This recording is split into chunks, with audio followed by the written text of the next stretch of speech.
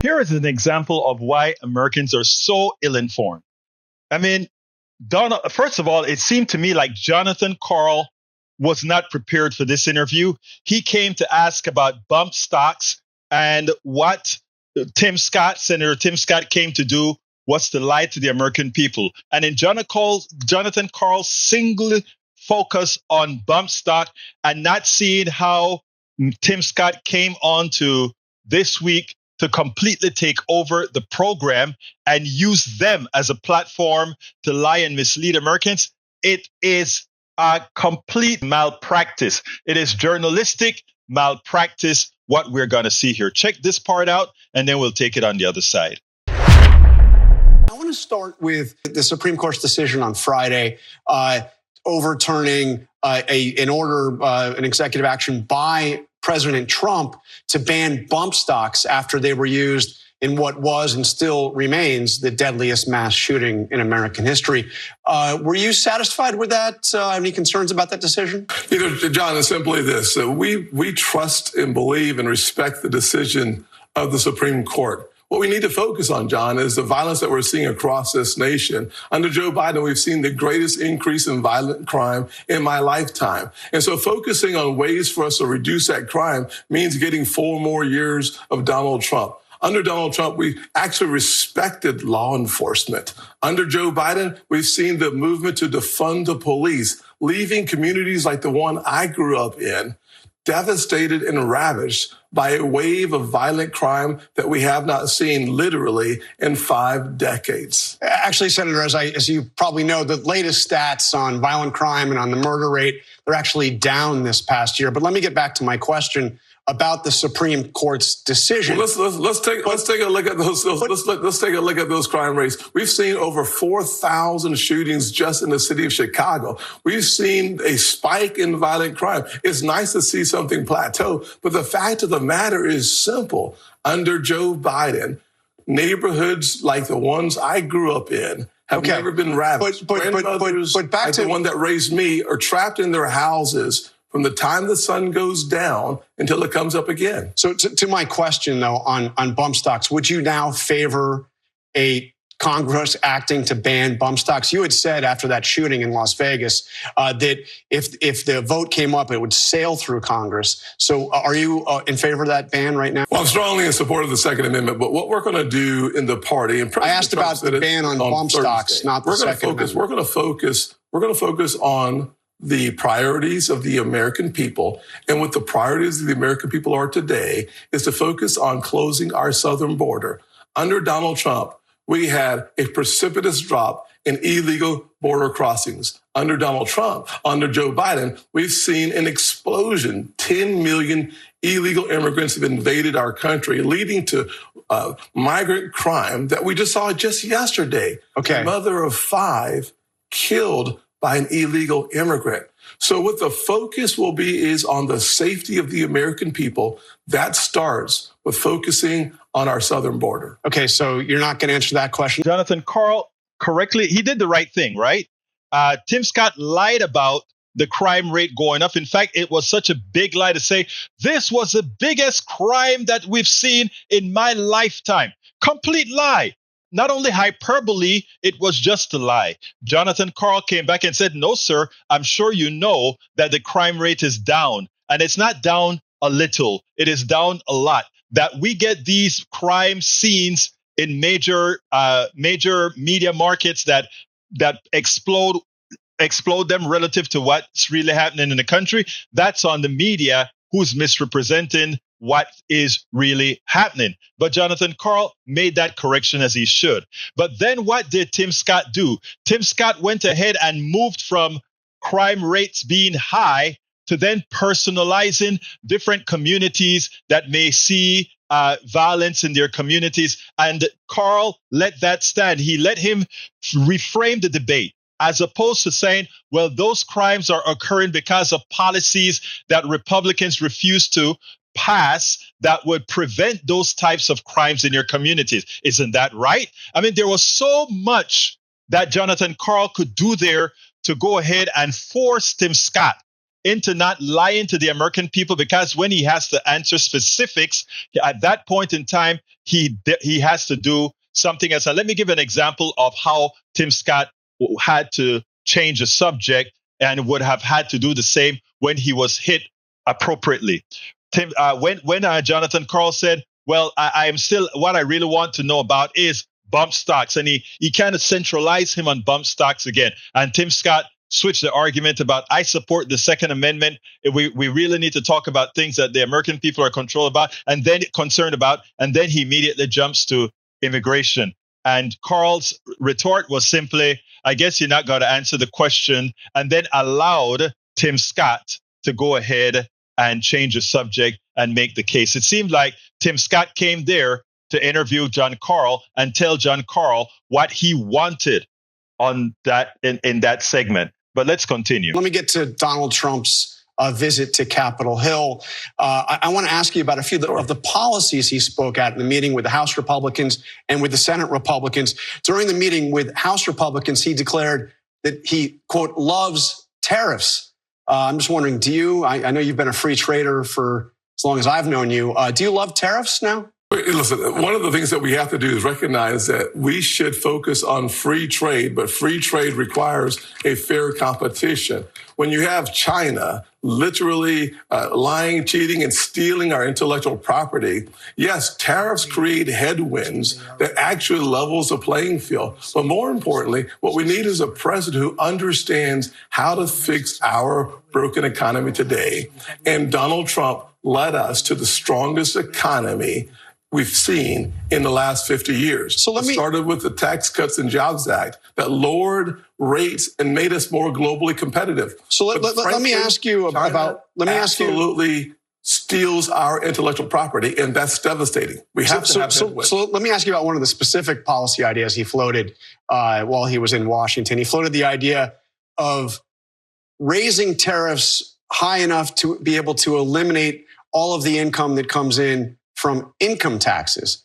Is that, I mean, by some calculations, that's a 70% across the board tax on everything imported in the country. Some other estimates, it's nearly 100%. Would you favor a policy like that, replacing the income tax with a massive new tariffs on everything coming into the country? John, I wasn't in that House meeting. I was in the Senate meeting. But what I can tell you spoke about during the time of the Senate is actually exempting taxation on tips. The working class coalition that is now supporting Donald Trump is supporting Donald Trump because they know, looking back over his 4 years, they were better off under Donald Trump. Their wages went up. Their taxes went down. They had more spending power. Under Joe Biden, we've seen the exact opposite. Their wages, frankly, have gone down. Costs have gone up, and they have less spending power. And so what we talked about during the meeting with President Trump is the importance of focusing on the actual working class. Exempting tips is a great idea, followed by more tax cuts that actually generates more revenue to the Treasury and more money in the pockets of the average family. John, when we did this in 2017, we saw revenues go up to the Treasury in 2018 and 2019 and $4,000 back in the pockets of the average family. So there again, Jonathan Karl allows the Senator Tim Scott to use his platform, the ABC platform, to lie to the American people. Donald Trump had the biggest economy in 50 years. Look, it's not like we don't have the data. Even before the pandemic, if you take the pandemic years out of the equation, the Biden economy still outperforms Trump's economy, which was nothing but the extension of Obama's economy. As far as chips and all these other things, it wasn't Donald Trump who got a infrastructure bill that created a whole lot of the type of employment that we have today. That is employment in galore, the biggest, the largest amount of employment ever. It hasn't been Donald Trump who went ahead and drop the poverty rate. It hasn't been Donald Trump who did any of these things. But you hear Tim Scott comes on and make these statements, and then we have Jonathan Karl in his tunnel vision in which he's doing this interview, not saying, oh, that's not true. Donald Trump accumulated $7 to $8 trillion in debt when he left office. What are you talking about, Tim Scott? One, employment was at its lowest when he left, pandemic or no pandemic. He didn't live on, he was not a great president economically. Secondly, the tax cut he gave for the rich was permanent, and the tax cuts, which were minute, that he gave to the middle class expires. So come on, Tim Scott, or come on, Jonathan Karl. Why is it that we allow these guys to come on TV and simply lie and make believe that things are the way they aren't? And once you don't push back for the truth, the media is not doing its job. If you allow these guys to come on and you don't challenge the lies that they tell, you must be prepared for this thing. I wrote a whole article on this particular economy, and we should have those multimillionaire hosts that are on TV doing the right thing. It's not that difficult. The data is right there for all to see. So this was Trump's first visit to Capitol Hill since before the attack on January 6th. I want to play something for you that he said just days before he came back to Capitol Hill about those who have been convicted for attacking the Capitol. Take a listen. J6 warriors, they were warriors, but they were really more than anything else. They're victims of what happened. All they were doing is protesting a rigged election. So do you buy that the people that came in, beat up Capitol police officers, broke into the building, that they're warriors, or he's also called them hostages, that they're victims? Do you agree with that? Yeah, anyone who attacks an officer, whether on the Capitol grounds or any place else in the country, should serve time. The question is, for those nonviolent folks who sat outside, who actually simply protested or came into the Capitol because the doors were open, who created no crime, no challenges, those folks today sitting crime in pre-trial. That's a devastation. Some of those have been in pre-trial incarcerated for longer than the sentence attached to that crime. But let me say simply, John, the greatest threat to democracy today is Joe Biden. It started back when he became president. We saw a botched Afghanistan withdrawal where 13 Americans lost their lives. We've seen a wide open, insecure, unsafe southern border with sleeper cells likely in our country, over 100,000 Chinese nationals crossing our southern border, men from Yemen, Iraq, and Afghanistan now populating our country, Senator, the 10 million illegal immigrant invasion. Okay, Senator, the day before that violent mob attacked the Capitol, you put out a statement explaining your decision to certify Joe Biden's election victory. Do you stand by that? You were not one of those that challenged the results. You voted to certify Biden's election victory. Do you stand by that? Certainly. I will stand by that decision and the next decision to certify the fact that Donald Trump will be the next president of the United States. November 5th, the day of reckoning is coming. The early ballots go out in places like North Carolina starting in September. We're going to focus on making sure that we use every tool in the toolkit to make sure that this election results are clear and profound, and that the American people get 4 more years of low unemployment, low inflation, high enthusiasm, and a president respected and sometimes feared on the global stage. That president will be Donald Trump.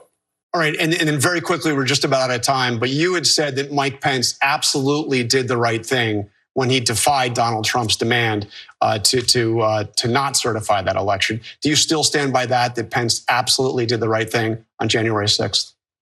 The Constitution is clear. What we're trying to focus on is how do we make sure we get 4 more years where the American people, particularly kids like me, growing up in poverty, have the best future we could possibly have. Senator Scott, thank you. Version of the American dream. Senator Scott appeared on This Week with a mission. His mission was to lie to the American people.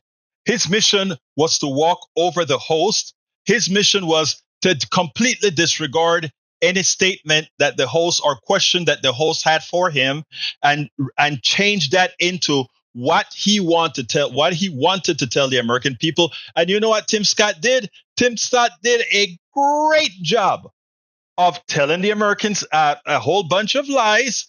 He got a great job in telling Americans that somehow they were better off under the Trump administration than what we're getting under the Biden administration. Look, what has occurred under Biden is not the best. What had occurred under Trump was actually terrible, even before the pandemic. But we have Americans in general. The corporatocracy takes advantage of their very short memories, that somehow they don't want to feel the pain, the remembrance of what occurred under a pandemic, the difficult lives that we have, the lives that we had that were difficult because of what Trump did. And I tell you, I don't know who the advisors are in Washington for the Democratic Party, Democratic candidates, but we should tell the truth. And the truth is the pandemic worldwide got as bad as it did because American leadership was not there. We had leadership for every single potential pandemic prior to Donald Trump. We didn't get an Ebola epidemic in the United States. We get an H1N1 epidemic in the United States because we mitigated it. And because we mitigated it, you didn't hear about it. You didn't get hundreds of thousands, millions of people dead because we had a president that did his job, her job, to make sure these things didn't happen. Donald Trump failed, and it cost millions of people their lives. So he failed at the pandemic. He failed at having a sound economy. Remember, his economy was built on a tax cut that blew up the budget. And not only did he fail there, he failed on creating a pathway for these people that he's claiming were doing better under him. Let's be clear now. Black unemployment has been better under Biden than under Trump. But I don't even know that is the metric that we need to measure. We need to measure the metric of totality. And when we look at what's in the pipeline, the CHIPS program that's going to bring back manufacturing to the United States for building chips, that brings back a lot of our supply chain that they screwed up. The corporatocracy and Trump's ilk screwed up, bringing that back into the fold. That is what we're talking about. For the American people who are contemplating the potential, the possibility of voting for Donald Trump, be careful what you're doing. Because, look, most people are going to be fine. Most of the people doing what they do are going to be fine. They're going to be telling you just support Trump and things are going to happen. You support Trump at your peril. You support Trump, and the lies that he tells, because it cannot come to fruition, will screw the working class. Beware. We spend a lot of time deconstructing the news, trying to parse it into a form that everybody can understand. We try to find those little nitpicks where it flies above the fray, etc. If you really like these videos that we do, I want to ask a big favor. Please go ahead. Number 1, subscribe to our channel. And number 2, please join if you can. Thank you so kindly for watching. Keep watching. Please remember to share. We must populate the entire internet with our progressive message, a message that we know is what most Americans say that they want. So help us, please join.